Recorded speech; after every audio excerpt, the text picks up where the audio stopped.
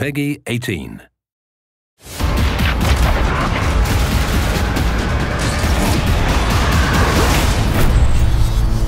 We are so excited for fans to get their hands on the first DLC of the season. We've been listening to your feedback, and we have so much more to come. We've got 4 intense maps and a brand new zombie experience. One of the great things about DLC is it gives us the first opportunity to address what the players are looking for and what things can be improved upon in the Infinite Warfare experience. We get a lot of feedback across social media, forums, everywhere. It's been really cool to see everything from beta up till now, the requests. So you're gonna see drastic changes and things you love brought into these new maps.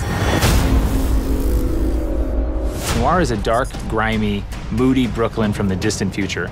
On one side, you spawn under the Brooklyn Bridge, which is kind of gritty. And then the exact opposite side of the map, it's a little bit nicer. There's cafes and parks. And then in the middle is just a war zone.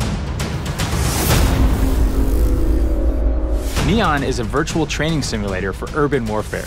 It's a Z-shaped map with a long sight line down the middle, a high B point up on a ledge, and a close quarters area in a nightclub in the 3rd lane. When you run around, cars will generate players. When they die, they will dissolve into a mess of polygons. It's a very interesting and fun play space to be in. One of the maps in DLC 1 that we are pretty excited about is called Renaissance. It takes place in Venice. It's a very tight quarters, very fast gameplay. If you like to snipe, you're gonna love the church lane. If you like to run and gun with your shotgun or your SMG, you're gonna love skating through the interiors and engaging players. And if you're a mobile mid-ranger, you're gonna love taking your assault rifle onto the streets. Another map we have is called Dominion, and it's a Modern Warfare 2 remake of the classic map Afghan. This time it takes place on Mars. Afghan is such a revered map, not just amongst the fans, but also among everybody at Infinity Ward. It has a lot of different identifiable landmarks that everybody can remember: the crash ship, the AA guns on the hill. And we knew it was kind of an easy transition over to Infinite Warfare's theater of war. And players can now boost jump up to the lookout and counter snipers with close range engagements.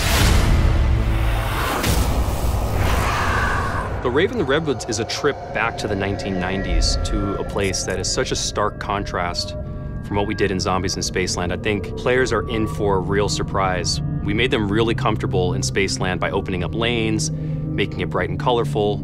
This is really a horror film brought to life in a video game form. It's going to blow people's minds. After getting sucked out of Zombies in Spaceland, our 4 characters appear in a cabin. They wake up kind of groggy. They kind of realize that they're maybe in the 90s now. As you explore outside of the cabin, you find out that you're actually in an abandoned camp that's been kind of taken over by a few hundred raver kids that are throwing an all-night rave party in the middle of the woods. The level has this dark, foreboding, kind of spooky vibe, and then the world comes alive. There's new weaponry, there's new fate and fortune cards coming, new traps within the map. Our cast of characters are getting a whole new wardrobe change. We're gonna introduce a new character named the Slasher. There's so much more to tell. We can't wait for people to get a chance to experience what it's like to be in Raven the Redwoods. People are in for a real treat.